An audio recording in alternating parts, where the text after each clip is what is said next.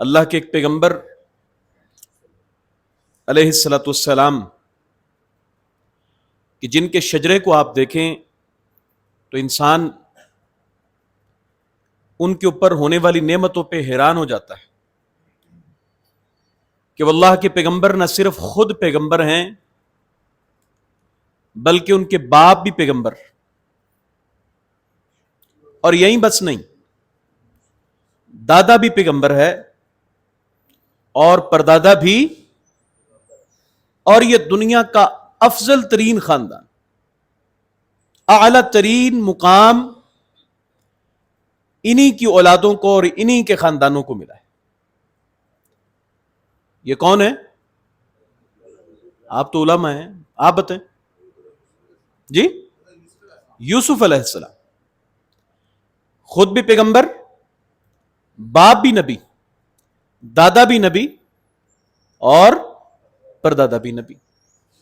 آپ کیا سمجھتے ہیں کہ اللہ کی کوئی انعامات کم ہوں گے کہ جو اللہ رب العزت نے نسل ہا نسل، باپ دادا سے پردادا اور چار چار نسلوں تک پیغمبروں کے سلسلے جاری رکھے؟ اور یہ ایک بات ضروری ہے کہ آپ نبوت کے مقام میں نے اگلے دن بھی یہ بات رکھی کہ نبوت کے بارے میں یہ بڑی واضح بات رہنی چاہیے کہ انسان محنت کر کے آپ کامیاب تاجر بن سکتے ہیں، محنت کر کے آپ ڈاکٹر انجینئر بن سکتے ہیں، لیکن کوئی شخص اگر یہ کہے کہ میں محنت کر کے پیغمبر بن جاؤں تو یہ بات نہیں ہو سکتی۔ یہ خالص اللہ رب العزت کا عطا کردہ منصب ہے جس کو وہابی درجہ کہتے ہیں۔ کیا کہتے ہیں؟ وہابی نہیں، پریشان نہیں ہو جائیے گا، وہابی درجہ کہتے ہیں، یعنی گاڈ گفٹڈ، اللہ کی طرف سے دیا ہوا رتبہ اور مقام جو ہے یہ نبوت۔ جب بھی قرآن مجید میں نبوت کا ذکر آیا تو اللہ تعالیٰ کہتے ہیں وَآتَيْنَاهُ مِن لَّدُنَّا رَحْمَةً وَآتَيْنَاهُ مِن لَّدُنَّا عِلْمًا وَآتَيْنَاهُ مِن لَّدُنَّا حِكْمًا، ہم نے ان کو علم اپنے پاس سے دیا، حکمت اپنے پاس سے دی، نبوت اپنے پاس سے دی۔ یہ سارے کے سارے منصب عطا کرتا ہے کس کے؟ اللہ۔ اور دو باتیں کہ اتنے بڑے منصب مقام رکھنے کے باوجود ان پیغمبروں کی آواز اور دعا اور لب پہ جاری ہونے والا ذکر کیا ہے؟ سورہ یوسف 13ویں پارے کو اٹھا کے دیکھیے تو اللہ رب العزت فرماتے ہیں، کیا کہتے ہیں؟ فاطر السماوات والارض، اے زمین و آسمان کو پیدا کرنے والے، انت ولی فی الدنیا والآخرہ، میرا دنیا میں بھی مالک تو ہے اور آخرت میں بھی تو ہے۔ توفانی مسلمن، مجھے موت آئے تو مسلمان بنا کے مارنا۔ ایک تو بات یہ بھی ثابت ہوئی کہ موت آ جانا کوئی شان نبوت کے خلاف نہیں بات ہے۔ موت آئے تو تم مجھے مسلمان بنا کے ماری، وَأَلْحِقْنِي بِالصَّالِحِينَ، اور تم مجھے ملائیں تو نیک لوگوں کے ساتھ ملائیں۔ یہاں پہ یہ بات، یعنی میں نے ذکر کیا پیغمبروں کا خاندان ہے، باپ دادا پردادا اور سب لوگ پیغمبروں کے سلسلے سے تعلق رکھتے ہیں، لیکن دعا کس بات کی ہے کہ تو مجھے دنیا میں رکھیں تو نیک لوگوں میں، اور قیامت میں ملائیں تو نیک لوگوں میں، اور جب موت دیں تو مسلمان بنا کے حالت ایمان کے اندر جو ہے وہ۔ ایک اور پیغمبر ہیں، یہ خود بھی نبی ہیں، ان کے باپ بھی نبی، اور ان کا تعلق بھی جناب یعقوب علیہ السلام کی اولاد سے ہے، یعنی انبیاء بنی اسرائیل سے ہے۔ اور اللہ نے نہ صرف نبوت دی بلکہ ایسی بادشاہت دی کہ جس کے بارے میں قرآن بولا، کیا کہتا ہے قرآن؟ جی، ربی آتن ملکن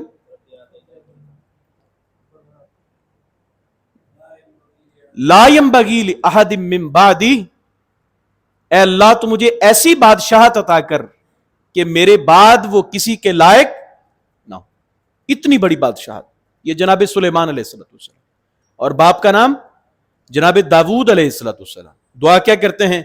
ربی اوزینی ان اشکر نعمتک التی انعمت علی، اللہ تو مجھے توفیق دے کہ میں تیری نعمتوں کا، ان نعمتوں کا شکریہ ادا کروں جو تو نے مجھ پہ کی ہیں اور میرے والدین پہ کی.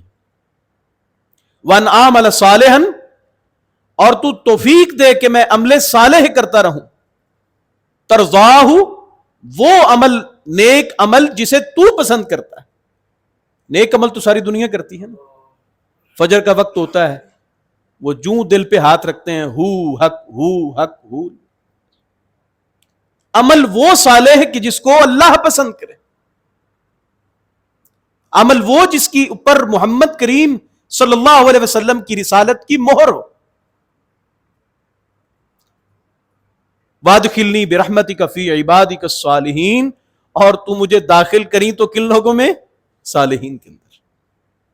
اور ایک طرف امام کائنات محمد الرسول اللہ علیہ الصلوۃ والتسلیم ہیں. صحیح بخاری میں ہے کہ 12 ربیع الاول کا دن، سن 11 ہجری، مدینہ منورہ کا مقام، صبح چاشت کا وقت ہے. چاشت 9-10 بجے کے وقت کو کہتے ہیں کہ اس وقت میں نبی کریم صلی اللہ علیہ وسلم کے اوپر بیماری اور سر درد اور بخار کی کیفیت ہے. اور حضرت عائشہ کہتی ہیں رسول اللہ علیہ السلام کی اس وقت کی حالت کے بارے میں کہ نبی کریم علیہ السلام کے اوپر بخار اس قدر ہے کہ آپ علیہ السلام کو بے ہوشی آ جاتی ہے. بے ہوشی سے ہوش آتا ہے تو آپ فرماتے ہیں پانی منگواؤ، اور پانی منگوایا گیا تو رسول اللہ اس پیالے میں ہاتھ ڈالتے ہیں، اپنے چہرے پہ لگاتے ہیں، اور آپ علیہ السلام کن الفاظ کو فرماتے ہیں؟ الا ان للموت سکرات، لوگوں خبردار، موت کی سختیاں بہت، موت کی بہت سختیاں. اور پھر بے ہوشی آتی ہے، پھر ہوش میں آتے ہیں تو کہتے ہیں پانی ذرا ٹھنڈا منگوایا جائے. پھر پانی منگوایا گیا تو نبی علیہ السلام پھر اس میں اپنے مبارک ہاتھ داخل کرتے ہیں، پھر اپنے چہرہ اقدس پہ لگاتے ہیں، پھر کہتے ہیں ان للموت سکرات، لوگوں موت کی سختیاں بہت ہیں. یہ کون کہہ رہا ہے؟ رحمت کائنات، امام کائنات محمد الرسول اللہ صلی اللہ علیہ وسلم. اور الفاظ کیا ہیں؟ اللہم بالرفیق الاعلی. حضرت عائشہ کہتی ہیں دونوں ہاتھ بلند کیے اور کیا کہتے ہیں؟ اللہم بالرفیق الاعلی، اے اللہ تو مجھے اپنے سب سے بڑے دوست کے ساتھ ملا دے. میں تیرے اس سب سے بڑے دوست کا سوال کرتا ہوں، تو مجھے اس سے ملا دے. اور جاتے جاتے ایک نصیحت کی، اور کیا سمجھتے ہیں وہ کیسی نصیحت ہوگی؟ کہتے ہیں نبی کریم صلی اللہ علیہ وسلم فرماتے ہیں الصلاۃ وما ملکت ایمانکم، لوگوں تمہارا پیغمبر تمہیں 2 چیزوں کی نصیحت کر کے جا رہا ہے. وہ نصیحت کیا ہے؟ اپنے ماتحتوں کا، غلاموں کا، لونڈیوں کا، نوکروں کا، ملازموں، خادموں کا لحاظ اور خیال رکھنا. اور دوسری بات یہ ہے الصلاۃ، نماز کا بھی خیال رکھنا، نماز کی پابندی کرتے رہنا. یہ 2 چیزیں ہیں. اور رحمت کائنات علیہ السلام اپنے رب سے ملاقات کر گئے. بات کرنے کا مقصد یہ ہے کہ جتنے بھی اللہ کے پیغمبر اور رسول ہیں، آپ نبوت کا درجہ عمل کے اندر سب سے اوپر ہے. اور یہ ہمارے عقیدے کی بات ہے، ایمان اور فکر کی بات ہے کہ اس دنیا میں اللہ کی ذات کے بعد پیغمبروں سے بڑا کسی کا بھی رتبہ ہو سکتا نہیں. اور محمد رسول اللہ علیہ السلام اس سلسلے کے سب سے افضل انسان ہیں. اور دعا کیا کر رہے ہیں؟ اے اللہ تو مجھے میرے رفیق کے ساتھ ملانا. جناب داود کی دعا، جناب سلیمان علیہ السلام کی دعا، جناب یوسف کی دعائیں میں نے ذکر کی. اور آخری اس سلسلے کی بات وہ یہ ہے کہ کتاب تلبیس ابلیس میں امام ابن الجوزی رحمۃ اللہ علیہ ایک روایت کو لے کے آئے. کہتے ہیں کہ بیت المقدس، مسجد اقصیٰ کا، یروشلم کا جو بیت المقدس اللہ رب العزت کا گھر ہے، وہاں پہ مسلمانوں کا مؤذن یہ خاتمہ بالایمان کی بات کرتے ہوئے انہوں نے مثال دی کہ شیطان اپنے ہتھ کندھوں میں کس طرح انسان کو اچک لیتا ہے. بات یہاں پہ لے کے آئے ایک روایت، کہتے ہیں کہ مسلمانوں کی اس قبلہ اول کا مؤذن چھت پہ چڑھ جاتا ہے، ہر روز صدائیں لگاتا ہے، حی علی الصلاۃ کہہ کے، حی علی الفلاح کہہ کے لوگوں کو بلاتا ہے. اور ایک دن یہ چھت پہ اذان دینے کی غرض سے چڑھا تو اترتے جاتے آتے یا حی علی الصلاح فلاح کی آوازیں دیتے، اس کی دائیں بائیں کسی یہودن کے اوپر، کسی یہودیوں کے گھر کے اوپر نظر پڑی تو فریفتہ ہو گیا ایک یہودیہ عورت پہ. بات چل نکلی، ابھی اذان پڑھ کے فارغ ہوا ہے، وہیں پہ ہے، تو بات کرتے کرتے یہاں تک پہنچا کہ اس سے بات وہ چلی اور جا نکاح تک پہنچی. تو وہ کہتی ہے کہ اگر تم مجھ سے واقعی نکاح کرنا چاہتے ہو تو اپنے دین اسلام کو چھوڑ کے آ جاؤ، میں تمہارے ساتھ نکاح کرنے کو تیار ہوں.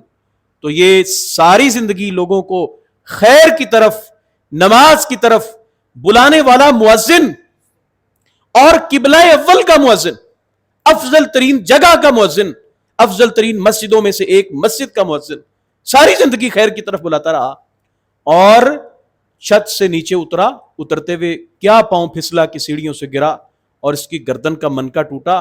اللہ کی قسم، ساری زندگی خیر کی طرف بلانے والا آج یہودیوں کے، مرتدوں کے اسلام کو چھوڑ کے دنیا سے جا رہا. ہمیں خاتمہ بالایمان کی دعا کرنی، خاتمہ بالایمان کی دعا کرنی ہے.